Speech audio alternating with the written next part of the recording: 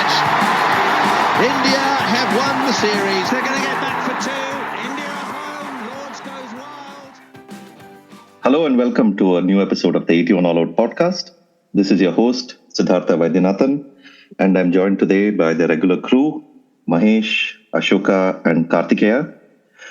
We're here to talk primarily about India's first match of the World Cup. It happened against Australia. Eventually a comfortable victory for India. And fine start to their World Cup campaign, where they are undoubtedly the favourites to win the trophy, partly because they are the home team and obviously more familiar with their conditions than any other team, but also because of how strong they are. Perhaps, one of the best one-day teams, over time, and definitely the best Indian one-day team that has played, at least in my memory. I must mention here to the older viewers that who would have watched India in the mid-80s that you would maybe disagree with me when India won the World Cup and the World Championship of Cricket, and they won a couple of other trophies at that time. But yeah, I'm saying since I've been watching in the 90s, this is definitely the best Indian team. So let's get started. We can start with the game itself in Chennai. Nearly a packed house.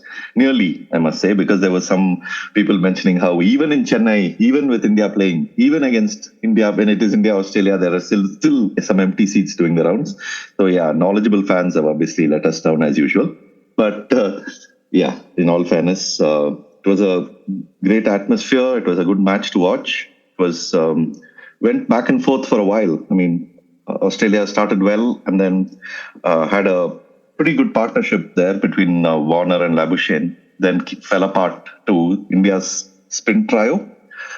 India started quite miserably, losing 3 wickets for 2 runs. But then there was this fine partnership between Kohli-Rahul and Kohli, put them back on track and put them on course to victory.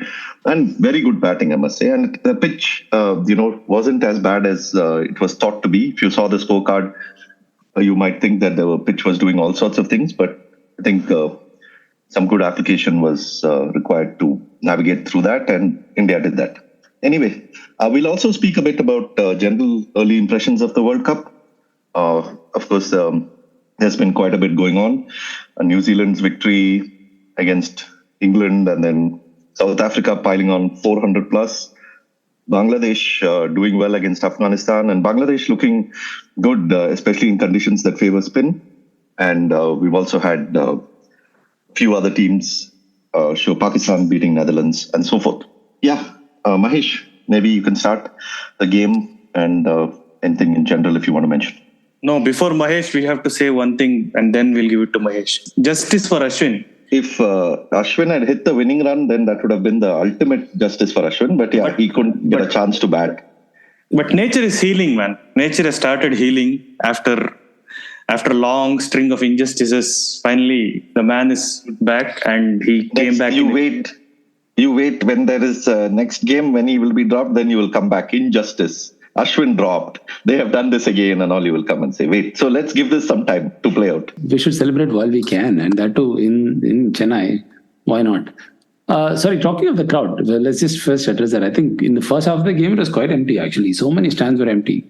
And it's quite amazing that you could not fill the stadium in Chennai of all places. That too, India, Australia, even if Indian fans didn't turn up, Chennai has this army of Aussie fans who expected to fill the seats.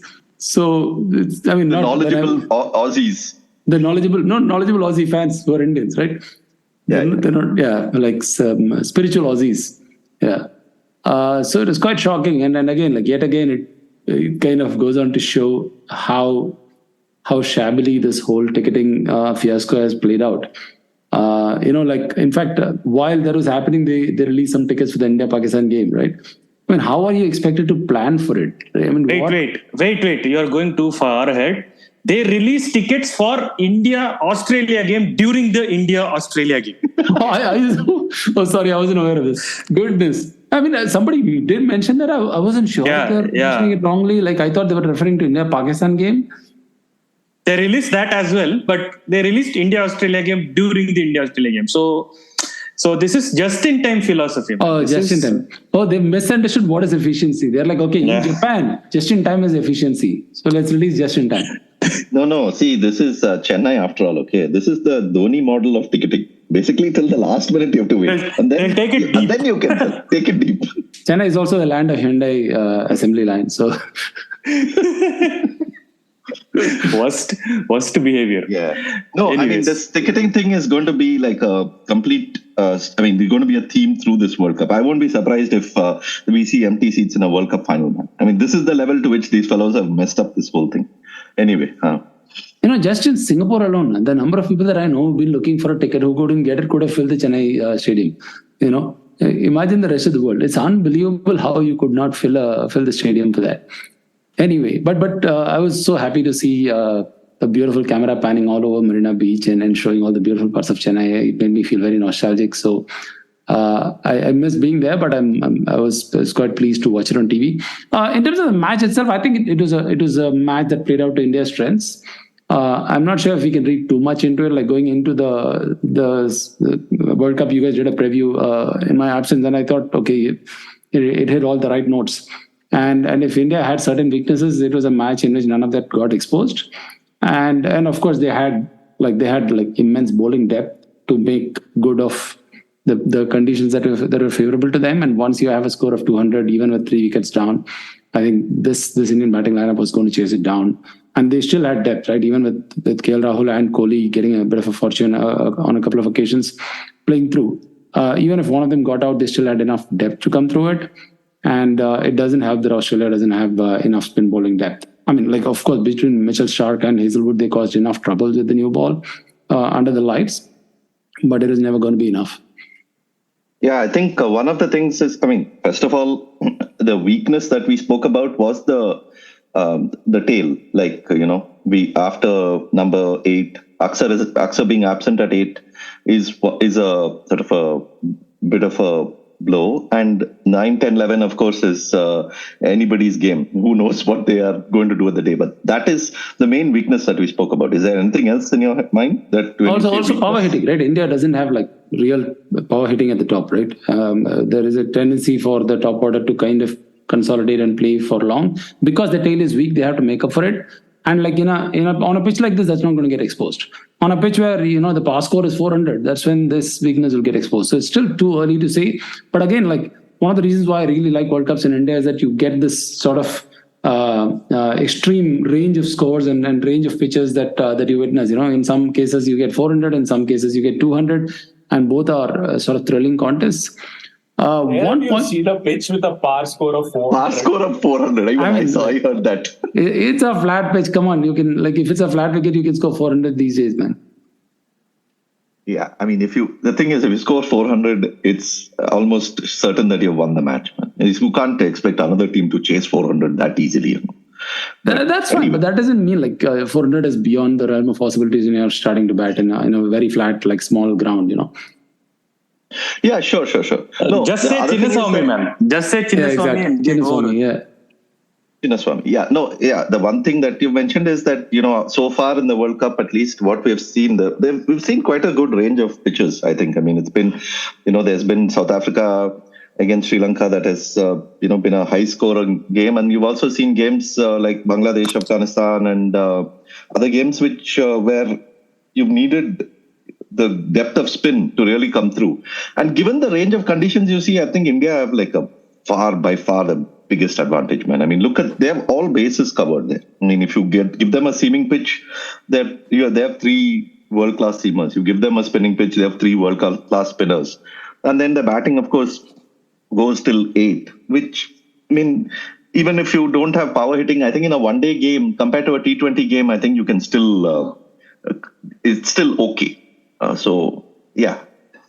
Anyway, Ashoka. I don't know if, batting first was anyways a good idea. And secondly, they knew that India were going to come with 3 spinners. They tried their best, to tackle these guys. But ultimately, the quality was too good. So I don't know. I never felt this bad about, an Australian team. It looked like once you were like 100 for 2 or 3, this looked like an Australian innings that went nowhere. And even at, let's say, 11 for 3, when India were batting, it didn't look like the match was gone. Now, like everybody was panicking or whatnot. At least I was not panicking, and it didn't look like this Australian team had enough control to, put the squeeze on the scoring rate. So I don't know what else Australia could have done really. They were outplayed, and this is not a surface that, that actually gives them any hope. If they are going to play in 2 more matches in Lucknow, and we don't know how that is going to go. So it's been a low-scoring ground in the IPL, right? Yeah. So we don't know how that is going to go, even if it's relayed or worked upon or whatnot. So Australia have to think what they have to do now. do they make a call with Travis Head, say that, okay, fine, if you are not ready, go home, and then bring in Nathan Lyon, or what they're going to do? Because they need bowlers. I mean, their batting went for 199. That's fine. If you're up against Ashwin, Kuldeep and Jadeja on this pitch, this kind of pitch, that's fine. But what they really need is that they need bowlers who can give them control. And for sure, they think that Glenn Maxwell is one of their frontline bowlers. I don't think that will be the case. I don't think he can consistently give them control. I mean, that's a huge gamble they're taking. Even on, let's say, even in Lucknow, if they face a spin-friendly pitch, they're not going to get consistent threats like Ashwin, Jadeja and Kuldeep bowling 30 overs. They will get an opening, and their batting they have enough quality in their batting to, make some runs, like he's 250. But to defend 250, you need 2 good spinners on that pitch. And Zampa alone is not going to run across teams, because primarily on a spin pitch, you need a bowler with like extreme control, someone who has played tests. And that Zampa has not done. Zampa is very, very good at, restricting the flow of runs and then creating enough pressure to get a wicket. I have not seen. Yeah, yesterday Lyon and Murphy would have been a good combination on that pitch. The test spin combination. So, in fact, for some reason, I was reminded. I mean, maybe it's the rhythm of what was going on, or the India spin against them. I was reminded of the first day of the Nagpur test, the first day of the test series that they played, when they got all out for 170 something, and Jadeja took 5. And this is pretty much what happened, right? Like Smith and Labuschagne put on a partnership that day in the test, and then Jadeja basically got them, and Ashwin, and in this one, Warner and Labuschagne, and then they collapsed. So, the ball that Smith got also, I mean, it was a very, very test dismissal rather than something that you would see regularly in a one-day game. Yeah. So it's not like it's a very tempting to say that Australia collapsed, under the spin threat. It's not that. They actually played the percentages. In fact, the problem is these 3 guys are not giving them anything. There is no opening. You have to take risks. You have to either, rush down and hit these guys over, or you have to use sweep. These guys are, a little too quick to do both. And therein lies the problem. You're actually giving away 30 overs. And there is no respite coming. No, it's a good thing that Hardik Pandya got injured a little bit. He didn't bowl much, which meant that Siraj and Bumrah had to bowl the other bulk of 20 overs. And they too were not giving anything away. So there was no opening for Australia to, score those 50 extra runs, which they felt that they were light on. India finished them in bowling, and in response, Australia didn't have the quality. They don't have control in the middle overs. Between overs 15 to 40, relying on Zampa and Maxwell is not a good idea. I said this in the preview. I'm saying it now. It's not a good idea to, interest 25 overs with these 2 guys to get them wickets as well, and then, slow down runs. It's a little bit too much for them. I think the difference between like Zampa and, say, maybe a Murphy. I'm not even bringing Lyon in here because Lyon is like a different class of a bowler. But is that Zampa, like when you're defending a high total and trying to hit Zampa, that's probably difficult because he's that kind of bowler. But Murphy, on the other hand, can actually enforce, like he can actually, go for wickets. So because he's like in the test, as he's a test bowler. So maybe, I think having a bowler like that might benefit. Also, they're playing South Africa and Sri Lanka and Lucknow, which should worry them a bit because South Africa may probably play Maharaj and Shamsi there, and Sri Lanka should have enough to give them a run for their money with their spin if the wicket turns out similarly. Yeah. Kartikeya, thoughts? Yeah, Pat Cummins was absent. Let's start with that. Pat Cummins was absent and didn't turn up. Okay, start. What? He was there. Okay. No, but the Cummins thing is an interesting point. I actually think that if they get Lyon, then there's a case for dropping Cummins and playing Lyon instead, and playing a 3+3 instead of like the 4+2, which they are currently forced to play because they have Green and 3 fast bowlers. And then they have another problem with the 3 fast bowlers, which is that all 3 of their fast bowlers, like Cummins, Hazelwood, and Stark, are new ball bowlers. And Cummins basically feels like, Hazelwood and Stark need the new ball more than he does.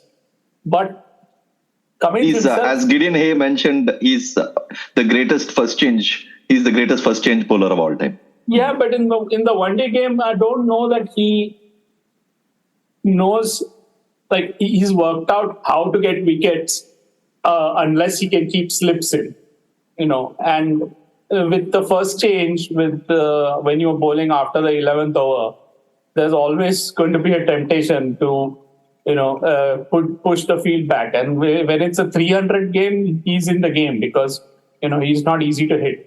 But with a small chase where, the opposition bowling has, enough to bowl 50 very, very good overs, as Ashok has said, Australia just didn't have enough bowling to produce 50 good overs.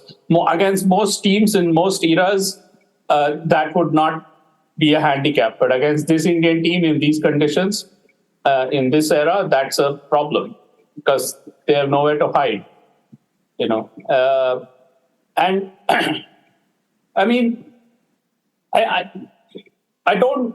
someone was saying that, how can you drop Cummins? He's the captain and this and that. So then find some other captain. No, what's the big deal?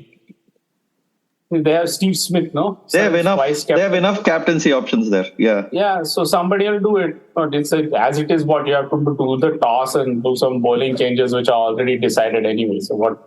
And anyway, the Australian way is to pick the best 11 and then pick the captain, right? Yeah. It's not the English way where you pick the captain first. Yeah. Yeah, exactly. Hazelwood, I don't know. I think Hazelwood is a unique bowler. He's like, when he's bowling well, he makes the pitch look small. It's just like he's bowling on a children's pitch or something like that. He's like that. He's like huge, and he gets that lift off the pitch. I don't think there was much in the wicket for the fast bowlers yesterday, but Jasprit Bumrah and Mohammad Siraj were very, very good, and the Australians were good as well. This is what we said in the preview, right? There are a lot of teams which have very good new ball bowling and are good take wickets with the new ball. But the difference will come in the middle overs, and it did come in the middle overs. I think this was basically like a 260 pitch, back in the day before the power play rule, like in 2004, 2005, this would have been like a 225 pitch, 225 pitch. And, in the power play era, it's like a 250, 260 pitch. And India kept them down to like 199, which is about right. That's how good the Indian attack is. There's basically no weak bowler, and you saw like the difference in class between like Pandya and the other bowlers. Pandya's accuracy is measured in feet. He's sort of, and someone like Steve Smith is going to kill you if your accuracy is measured in feet. But with Ashwin and all, the accuracy is measured in inches, and it's much harder to sort of make room and take liberties. I mean, and that's what makes them good. No, I mean that it's like, yeah, of course the batter is going to take a chance. The batter wants to score a boundary. The batter knows where you're leaving the boundary undefended, and everybody knows where you have to bowl to make it very hard for the batter to hit the ball to that undefended boundary. But you have to be able to do it, no? Ball after ball after ball after ball. And you have to not just be able to do it, you have to also be able to do your own thing. No? You have to want to attack, you want to make the batter do some things that you want him to do. But that's really hard. And these guys can do it. I don't know that all the pitches will be like this. I mean, I suspect that if there's a flatter road-like pitch, India will probably play Shardul Thakur instead of Ashwin. And you guys will all get very, very upset. But of course, we're not like you. Look at you. You're asking for Pat Cummins to be dropped. Hey, wait a minute. Don't clump me with all these other upset people. I will be upset. But because you made me choose between Shardul and Ashwin, I want both of them to play. No. Coming to Cummins, first of all, why don't we consider the possibility that India for Cummins is possibly like what Australia was for Wakar, or what different conditions are for different great bowlers? Maybe he's not good enough here in these conditions. And Alan Donald had a similar problem. In India? No, when one day cricket. Okay. I mean, he did well. He right? also didn't figure it out. They wanted him to take the new ball. He couldn't control the white ball because for some reason he thought that the white ball moved a lot more than the red ball. So they moved him to first change. Bob Woolmer said, okay, you bowl first change. And then first change, he was not as effective because the ball is older. And that time it was worse, because there was only one ball. Yeah. So we were bowling in the 14th, 15th over was like bowling in the 30th over now. So... Yeah.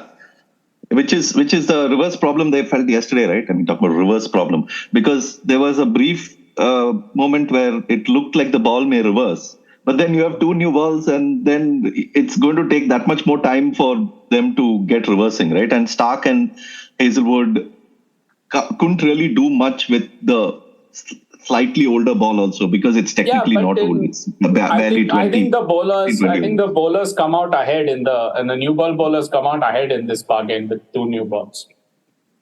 Because they get the new ball to move a lot more in their first spell, a lot longer in their first spell. It moves until the 9th, 10th, 11th over. Whereas previously, if you remember, it used to move for like the first 2 or 3 overs and then that's it. Then when the swing died, then it's a road. So yeah. I think they come out ahead. But I mean, the other thing is also that, that 4 fielders rule also hurts them because, who do India go to if they would need a wicket? And there are 2 or 3 bowlers they can go to. They can go to Bumrah, they can go to Kuldeep, they can, even go to Jadeja in a pinch, right? Although I don't think Jadeja is really a wicket-taking option, even though he got wickets yesterday. They can go to Siraj if they want a wicket. Who do Australia go to if they want to get a wicket? Mitchell Stark. And then on his day, Josh Hazel. But, unless it's a raging turner, Zampa is not going to be there. And they have runs to play with. That's a good point that you made. Someone made before. Unless they have runs to play with, Zampa is a problem. Yeah, because he's not a test bowler. Yeah. Exactly. I mean, India's 11 yesterday had a gazillion test wickets between them. There's a lot of experience of getting people out. So and it's okay even if Ashwin has not played one-day cricket in for years. He's played 2 matches for in the last half a dozen years or something like that. I thought, whatever, I could be wrong about that, but he's not played a lot. It doesn't matter, because he's been playing IPL. He's been playing, and in the IPL, I think he's basically a regular. It's not like he he plays like 3 or 4 matches every season. He plays like 12, 13 at least, right? So it's not like he's got no white ball experience. I mean, and Nathan Lyon actually plays more white ball cricket for Australia than Ashwin plays for India. So I think they should bring him. I don't know how they'll be able to bring him because, they have to send somebody back because it's the 15-player rule and they already got Labuschagne for Ashton Agar. Yeah. So that they already made that switch. So I don't know. Yeah, they're probably in a bit of a spot here because they played one in Chennai, they've lost. Now they're going to play 2 in Lucknow. Even if they lose 1 after 2, because you have to win 5 to 6 to get in. So yeah, they could have some condition-based problem here because their spin depth is almost absent. After Zampa, you then go to Maxwell. I mean, Maxwell, come on, man. I mean, he's probably good enough for 5-6 overs, but you can't expect him to bowl 10 overs every match, and which is probably they need from their second spinner. Yeah, in the 2019 World Cup, though, spin was basically an afterthought. I looked at this. There's like 32% of the overs in the 2019 World Cup were bowled by spin. In the World Cup here, it's about 45% right now. So it's the difference between teams being able to cobble together 15, 16 overs of spin versus teams being able to cobble together 22, 23 overs of spin. That means in India you need 2 spinners, and really very few teams are equipped to come with 2 spinners. And that's okay. I mean, I don't. There's a lot of talk, like especially from these English people, like Simon Hughes and all this TV analysts about how this Chennai pitch was a rubbish pitch. It was not a rubbish pitch. It was a perfectly good pitch. Dude, for Simon Hughes, every pitch in India is a rubbish pitch, man. I mean, that he's like on a different level altogether. Yeah. He has one idea, which is that, if you see any dust, it's a bad pitch. It's an awful thing. No? I mean, look at the weather here, man. I mean, it was so hot, they were having drinks breaks every 45 minutes here. It's not going to be like green and pleasant as they call it in England. No, I mean it's just dry out. The first 25 overs should favor seam. The next 50 overs should favor batting. The last 25 overs should favor spin and all. They will come up with such situations for one-day pitches also now. No, we can be charitable and say it is born out of ignorance, but I would like to call it prejudice. But anyway, but the larger point is this, man. So as KD was saying, if teams need 20-22 overs of spin, I really think outside of Bangladesh and India, and we have to also qualify what kind of spin is required if you are going to bowl 22 overs of it or 20 overs of it. It can't be people who bowl spin for 4 overs in T20s. It has to be someone with at least a good, decent, long ODI experience or some test bowler. So, as KD was saying, this is very hard for teams to produce. No, you can't, especially in conditions which in countries where spin is not a priority. They are not going to bring along 2-3 high caliber spinners. So, what I was thinking was like, from what I've seen so far, at least for the first 6 or 7 matches, if you have a test spinner and if you have him in your 15, you're probably kind of, locking in good for first 10 overs. I mean, at least the 10 of those 20 overs. So Bangladesh have 20 good overs of test spin. India have it. And no other country that I can think of has it. Or, I mean, Pakistan doesn't have it. Sri Lanka doesn't have it. No one else has it. So. Yeah, and South Africa, Shamsi doesn't play tests. I mean, he's more a T20 bowler than a test bowler. Yeah. So his one-day pedigree itself is slightly, is questionable. So anyway, so that's the problem. So if outside of Wankhede, let's say outside of Chinnaswamy, and even in those venues, I am thinking that teams with good 2 spinners is going to go far. teams which have just one spinner, and even if that spinner is like a T20, 4 overs, 24, has good control, but only gives away 24 runs kind of spinner, they are going to struggle big time, which means, let's say, Australia are going to struggle. I think Sri Lanka is going to struggle. Pakistan are going to struggle. I mean, this is just my view, okay? And I think England. Adil Rashid is there, but even then, England satisfy that criteria. Everybody is now saying that New Zealand are the team to watch out for. New Zealand are playing 2 matches in Chennai, I think. One against Bangladesh, one against Afghanistan. Okay, so they have to really bat well. And they have Santner.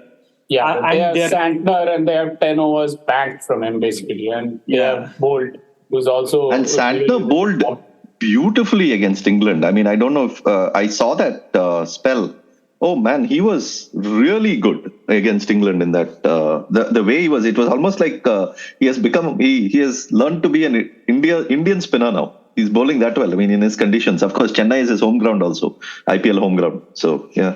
Yeah. So if they get out of that Chennai thing, they're safe. Otherwise, they are also in trouble. So a lot of teams are in trouble now because of this spin problem. And that's I don't know. We said in the preview, Ashoka, that basically, I think England and Australia are not as good as they look on paper, for different reasons. I think England have a problem with the age of their side and the form of their batting. And Australia, and mainly with the absence of Jofra Archer. That's a real problem for them. And Australia have a problem in that, especially if it's spinning, it's not like a 320, 330 pitch. They have a problem in that. Actually, let me amend that. Australia, against most teams, they'll probably be okay on those types of pitches, because most teams will not have like Ashwin Jadeja and Kuldeep bowling 30 overs at them. And most teams will also not have a batsman of KL's class at number 5. Yeah. I mean, no, that I think is possible. I mean, I think that's possible.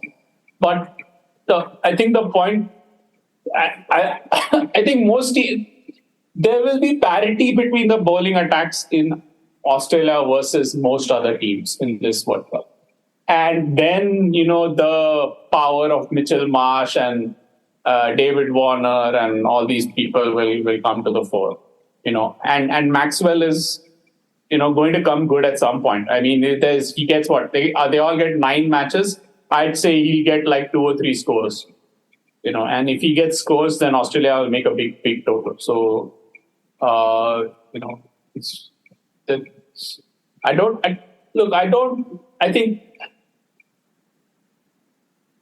I think Australia have a problem in that they're sort of structurally, they have a problem with their spin.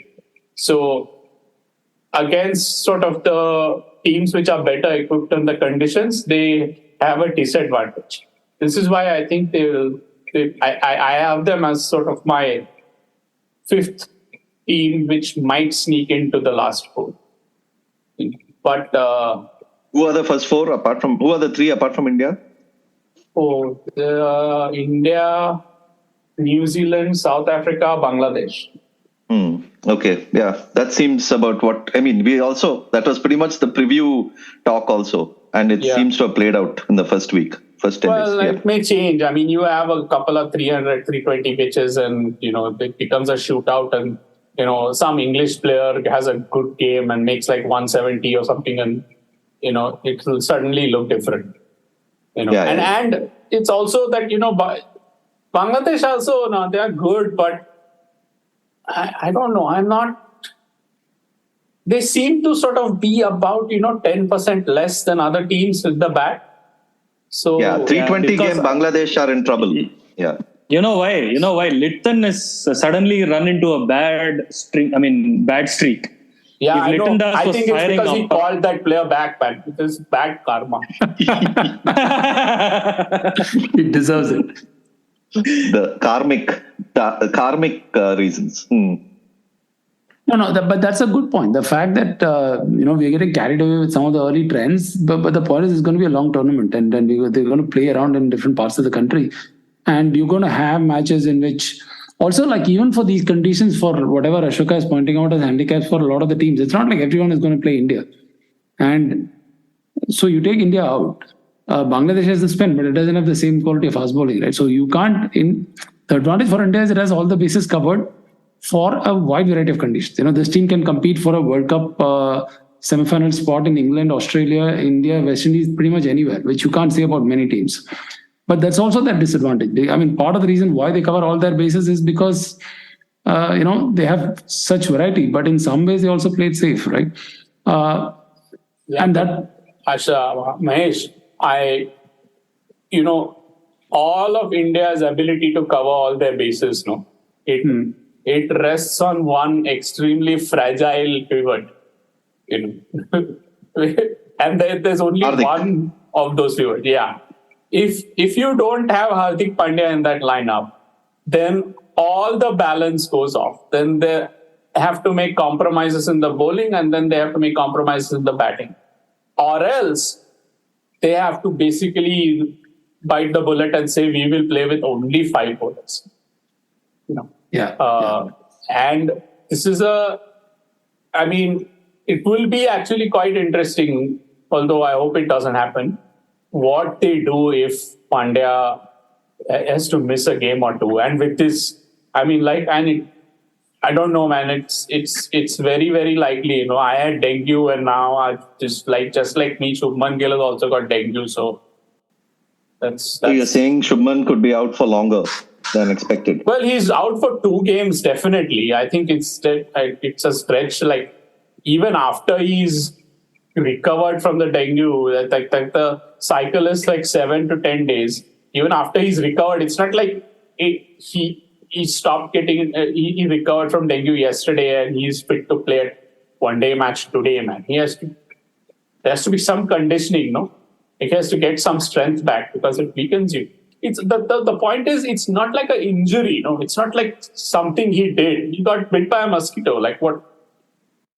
No, but the Hardik problem, I don't think that's such a big problem, man. If Hardik has a straightforward replacement in the team, in the squad. Shardul, he will come. No, you think Shardul Thakur is a replacement by anybody? Who is Shardul Thakur not a straightforward replacement for in this team, according to you? Nobody. If you want him to play instead of Ashwin, you want him to play instead of Pandya. No, not instead of number Ashwin. 3. Along with Ashwin. He does. Hey, let's not forget that if Hardik Pandya gets injured, we have a player with World Cup pedigree to replace him, Vijay Shankar. Okay, relax. For a moment, I thought you were going to say we have Virat Kohli who can bowl seam up. He can. My God.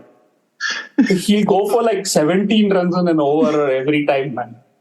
They murder him, outright slaughter him, with 4 fielders.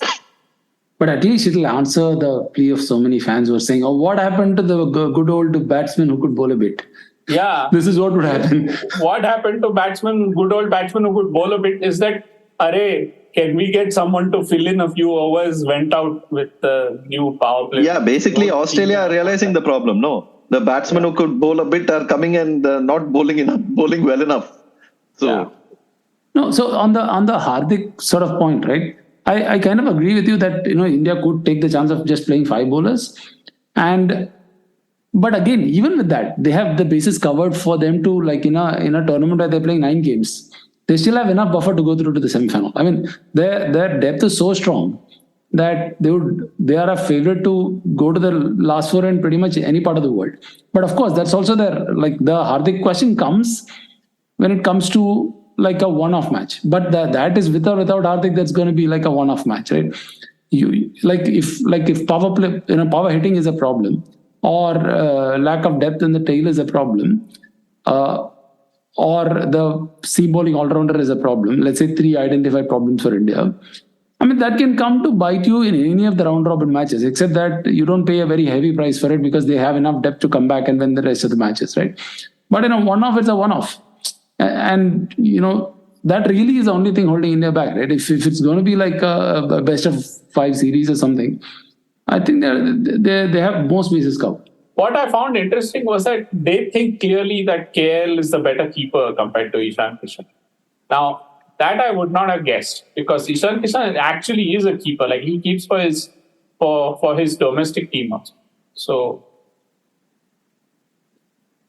yeah, KL kept well though yesterday. I mean, it's still a long tournament and he could mess up. I know you guys throw that, he averages 35 in Test cricket or whatever your favorite stat at me whenever I point out that he's an astonishing player.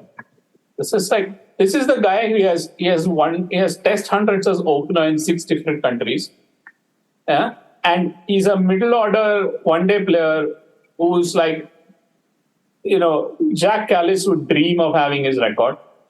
And he keeps wickets. No, it's like nobody he's the questioned player Rahul Dravid. He's the player everyone imagined Rahul Dravid was in the 2000s. No, I doubt it. No. First of all, nobody disagrees with the fact that he's a phenomenal batsman.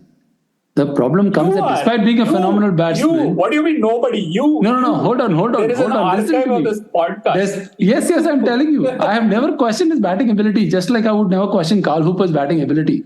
But the point is, what does the record say? And KL-Rahul has this extraordinary ability to score. Yeah, you slander him by calling you a neck on the line bully and whatnot. Exactly. Yeah, he's an extraordinary neck on the line bully. Imagine playing under that pressure, the weight of being dropped, and always delivers. The only reason why I brought it up is that it was a reasonably mainstream discussion about KL-Rahul's long rope in Test cricket. I mean, at the end of the day, but it's not a long rope, no. Where your presumption is that they're just itching to drop him. Nobody's itching to drop him. I've said He's the same injured, about he comes back. I've said the same about Rahane. I've said the same about KL-Rahul. In a country like India, where you've got such depth of talent, if you played 30, 40 tests and you average below 40, it doesn't matter what the quality of bowling is, what era you bat in. I'm sorry, there's a big queue waiting behind you, and you got to move on. That's all I'm saying. I like watching KL-Rahul bat as much as you do. Where is there a big queue waiting behind you here? I mean, it's not like there are 5 players better than KL-Rahul. Okay, when KL-Rahul was first dropped, Rohit Sharma was not yet opening the batting. So it is because he went out of the queue that we have this great opener right now. Oh, now I understand this whole resentment. The crux of the matter has arrived now. Your problem is that the most replaced player in the last 12, 15 years in Indian cricket, who you consider to be irreplaceable, who you are like the one human being in all of India out of 1.5 billion people, you consider him irreplaceable. But the thing is, now Rohit Sharma is there. He's captain of India in all formats. Now he should retire vendetta against all these other people. No, but baggage is still there, no? He missed it. What about all the lost runs? Let's put it this way. KL-Rahul took Krishnamachari Srikant's advice. He went to the temple. He prayed. He went to Kuke Subramanya. He went to all these temples. He prayed. And then he is now getting the just results for his prayers. So I think Srikant, we should thank Cheeky Chika for this. I enjoyed yesterday. It was glorious. It's Virat Kohli is making his chancy runs, as I was swinging, beach mein he gets a nice half volley and you want this podcast to shut down or what? Virat Kohli is making chancy runs, it seems. So what? Yeah, he's dropped. No. Did you listen to the commentary? He's Virat Kohli. A few balls after he was dropped. A few balls, not even much longer later. The commentator is saying, look at his eyes. You can see the determination in his eyes to chase this down. He was just dropped. I know what time pass here. I mean, and it's hilarious because it's you can see the guy here. I mean, he's struggling to come to terms with the pace of the pitch, and he's trying to work out what shots are on and what shots are not on. And come on, he's Virat Kohli. You see how many runs he's made. Of course, he's going to hit a half volley on leg stump for 4, man. Why don't you think he's going to hit it? It's not a great shot because he hits it. But this used to happen with Tendulkar also. Tendulkar, some fast bowler, Paul Jarvis or some guy, random guy, he's run in really hard and bowl on leg stump, and Tendulkar will flick it away to 4. And people I was actually this is the greatest shot since shots were invented. But KD, man, you yourself have made the point. No, you yourself have made the point on a previous podcast, right? We are not watching what is happening. We are watching what we hope will happen. Yeah. But the thing is, the really fun part was that I shut down my, I stopped tweeting. But I still have my Twitter list for my cricket. No? It was full of all Virat Kohli match winning this, match winning that. Staying till the end, this, that. All the usual. Ashoka's favorite people. What is that? Some whoever those guys are, the Johns and but not everything. They're Johns all and going. Yeah, and all the other. People. Hey, what are you saying? They are the greatest servants of the game. Johns and Mufa will say this is Virat Kohli's greatest innings. Source Rev Sports or something. They will also have to add that. And then the guy goes and gets out for 85. And then Kohli-Rahul, who's by any measurement, played much more calmly, much more, with much more assurance. His control percentage was 89% compared to 84% for Kohli. He's timing the pants of everything. That last ball, that last shot he hit for 6 over extra cover was if Kohli had played that, they would have broken GIF, they would have broken the internet with GIFs of that thing. The point is we always get into this, you lose 3 wickets in 3 overs and suddenly it's a crisis, you lose 3 wickets in 15 overs and it's not a crisis, if this had gone to 80 for 3 in 15 overs or 70 for 3 in 15 overs, it would not be a crisis. But it's still only 3 wickets, and they still have to chase 200. So it doesn't matter when the wickets fall, as long as at some point they get a stand. So Australia lost 5 wickets for some 15 runs or something, right in the middle. No, wait a minute. I don't understand this point. If you lose 3 wickets for 2 runs, you have to make 198 runs. If you lose 3 wickets for 80 runs, you have to make 120 runs. So there is a difference, when you lose those 3 wickets. But if you can go from 2 for 3 to 80 for 3, eventually it's the same thing, right? It's just a matter of getting 200 runs in both cases, No, I'm saying if you lose the 3rd wicket at 80 or if you lose the 3rd wicket at 2, you're saying there is no difference. I'm saying there is a difference. Because the goal is still the same, The goal is still you have to get to 200 before getting bowled out. Yeah, but you have to score a lot more runs in the case where your 3rd wicket falls at the score 2, man. You have to score 78 more runs. Yeah, but that's not necessarily a worse thing, You are lost. No. The assumption is that there is diminishing batting ability as the order goes along, right? The assumption, which may be wrong. But that's always true, No, it's a fair assumption. But the point is, for you to get 200, how much of a difference does that make? Okay, sure. If you want to score 400, it makes a difference. Yeah. Okay. Because the run rate is not in the picture, in this game. 200 is basically a one partnership game. I think that's a good way to look at it, right? One good partnership game. But 300 is a 2 partnership game. Unless you have a giant partnership. Yeah, better. Yeah. Yeah, unless you have that what England suffered. With Conway and Ravindra. Your guy. Yeah. Rachin. Your guy. I'm just glad his dad didn't name him Sahul, man. Rachin sounds so much cooler than Sahul. You can take all the Karnataka pride, but eventually he was named after Sachin. What's the point? If his second name was starting with S, do you think he would have named him Sahul? Sahul. Could be. Yeah. I just want to touch upon this about Kohli's innings, right? He played 4 pull shots. One of them was nearly caught. A drop, One of them he got hit on the head. This is what Ashoka's favorite storyline is, the Rohit people going around against the Kohli people, This is our version of that. Our Rohit I'm trying my best to make it. Our Rohit guy is now going to go through line by line in Kohli's innings and I think it's now Kohli has reached a point beyond where people are talking about his innings. It's basically he's the aura, right? He's the cult. Like, I was even surprised. I mean, TV commentators, I know where they're coming from. I mean, it's very predictable that they go Kohli.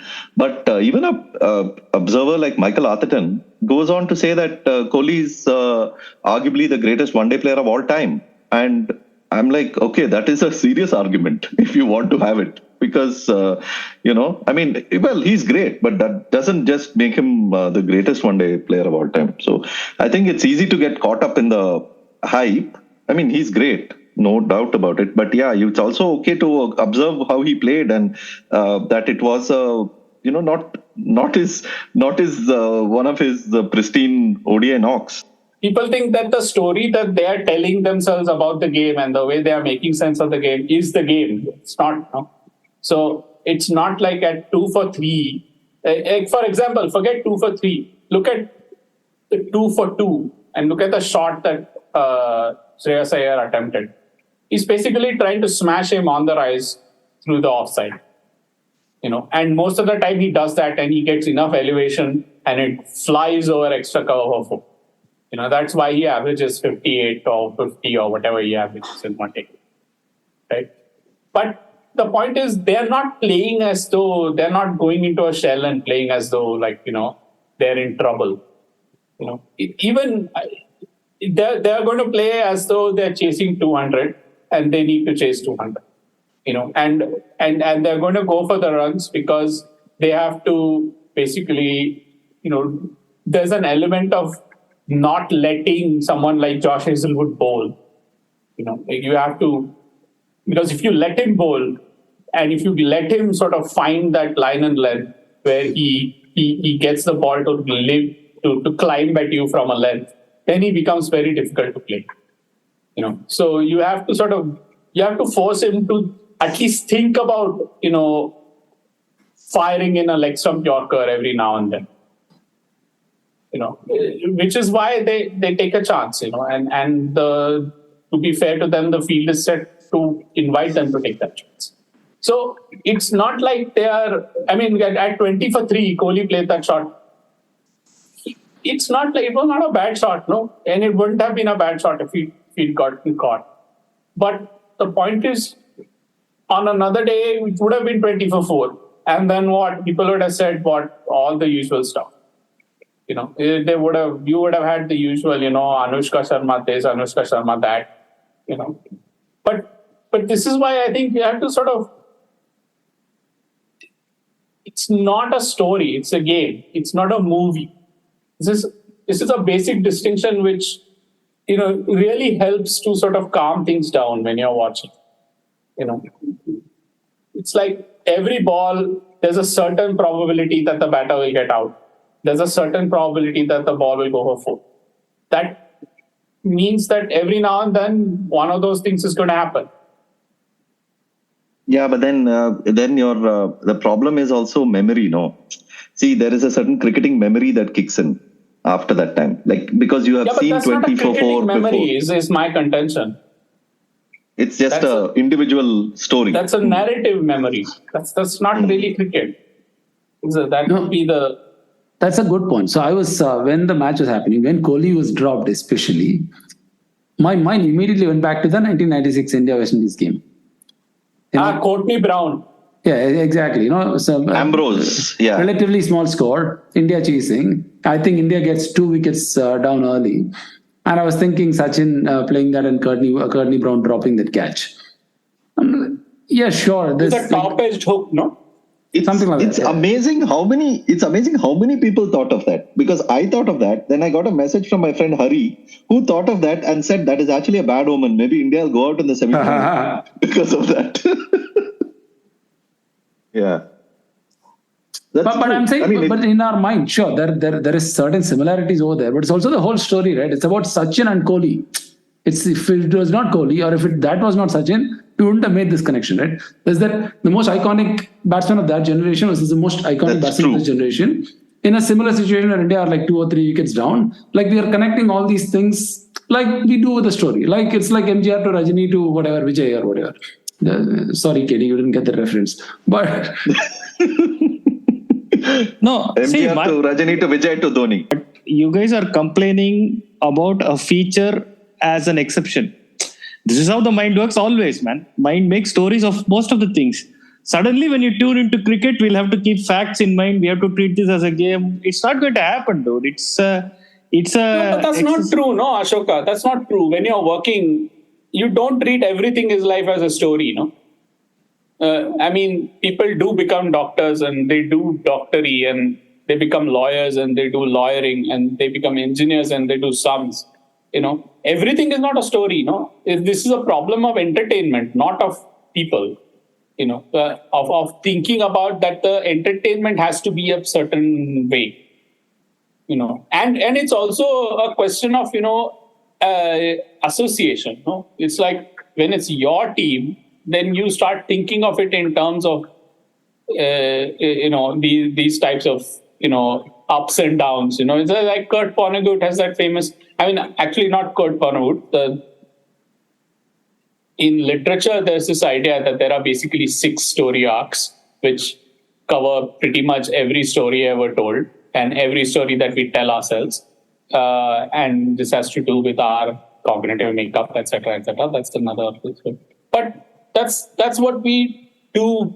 That we don't do that, no, when in most useful things that we do. We don't do that most of the time. Okay, so why don't you tell us that when Virat Kohli was dropped, at that particular point of time, 20 for 3, how should the mind approach this? The point is that it's not 20 for 4 because they are playing badly. No, it's 20 for 4 because the chips are falling adversely for them. They are the same skilled player every match they play. They play equally well every match they play. Sometimes that on the rise shot goes for 4. And sometimes it goes to extra cover's hand. That doesn't mean that when it goes to extra cover's hand, it's a bad shot. And when it goes to extra cover boundary, it's a good shot. It doesn't work like that, no. In a game, there's a series of encounters whose outcome is not determined by one of the participants. That's why it's an encounter, no. The outcome emerges from the encounter. So neither entity controls the encounter. That's the whole point. Even among the data crowd, there's a whole set of people who, presume this contingency, and therefore they sort of, they model the game as a contingent thing. This is a setup. So if you want to look at what happens on the 4th ball, where the first 3 balls have been moving away from the right-hander, then you cannot model the 4th ball without reference to the first 3. But you can, no? Because that happens so many times. And once in a while, you see someone get out. That doesn't really mean that and that particular time it was done especially well. Or in that particular time it was done and other times it has not really been attempted. Actually, that happened in this match, no? When Kuldeep was held back when Maxwell was playing, they were saying Rohit is a captain who believes in matchups and whatever. Eventually, they said, okay, Kuldeep has to be brought back because you can't delay his quota of overs for too long. He comes, and they expected Maxwell to take Kuldeep on, and he gets bowled, right? That's like genius captaincy. Yeah. I think it's also like the attempt to reduce cricket to a very simple game, when actually, with instinct and the way a batter approaches a ball, the split-second decisions that happen often, instinctively because of years of their conditioning and practice. And that is very hard to explain. So instead you say, okay, the previous 3 balls were outswingers, this was an in-swinger, so he was out. And that is not necessarily setups and matchups might make sense, but it's probabilistic, no? The point is, just because something is 10% probability and something is 12% probability doesn't mean 12% is not 1%. Superior. Yeah, 1% is superior to 0.5%, but it's still like superior only by that margin. Yeah. And, the thing is that batting is an act of faith, no? at some point in the flight of the delivery, the batsman makes a commitment that this is where I think the ball will arrive, and make sure that his bat is over there. Now, the ball is moving in the air off the pitch, depending on how much it's moving. That is an act of faith to a greater or a lesser extent. Or rather, that's a riskier bet when the ball is moving a lot, and it's a less risky bet when the ball is not moving as much. But it's a bet. It's an act of faith. It's a judgment. The batter doesn't really watch the ball onto his bat, or rather, if the batter does that, then the batter is not playing a scoring shot. So a scoring shot is an act of faith. It is a risk. Yeah, I think even the leg stump half volley which Kohli hits to the mid-wicket boundary or the square leg boundary is a risk. Because he is betting that the ball is not going to straighten. He is betting that if the ball bounces a little bit more and it's not going to hit the slice of his bat and go to mid-wicket's hands. And from time to time that does happen. Right? With Rahul Dravid used to play that flick shot on the leg side so many times. And from time to time, he did get caught at mid-wicket. No? They used to set the fielder there for him. Yeah. So that is the game. That is what is beyond Rahul Dravid's control. And that is the point. The whole reason it's a game is that nobody can achieve certainty. Neither the bowler nor the batter can ever achieve certainty. Now, it's the design of the game is quite elegant, and it's not a 50-50 battle, right? So the bowler gets a wicket once every 30 balls or 40 balls or 50 balls, depending on the format.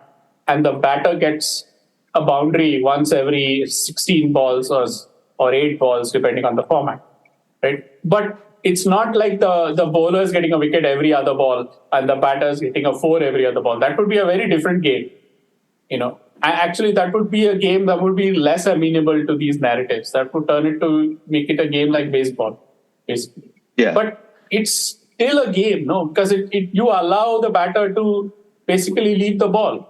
You allow the batter to ignore a ball and not score from it. So that's the design of the game.